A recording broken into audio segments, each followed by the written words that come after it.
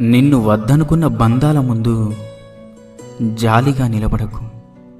నీ విలువ తెలియని మనుషుల కోసం ఎప్పుడూ పరితపించిపోకు. నీ వ్యక్తిత్వాన్ని ఎప్పటికీ వదులుకోకు. కష్టపడాలన్నా ఈ క్షణమే, ఆనందించాలన్నా ఈ క్షణమే, బ్రతికించాలన్నా ఈ క్షణమే. ఎందుకంటే నిన్న మనది కాదు, గడిచిపోయింది కాబట్టి. రేపు మనది కాదు, ఏం జరుగుతుందో తెలియదు కాబట్టి. ఈ క్షణం మాత్రమే మనది.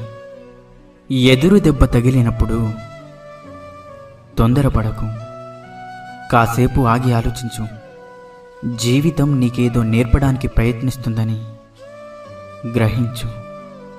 కష్టపడేవారికి చిన్న చిన్నగా కష్టాలు దూరమవుతూ ఉంటాయి. అందుకే కష్టపడండి.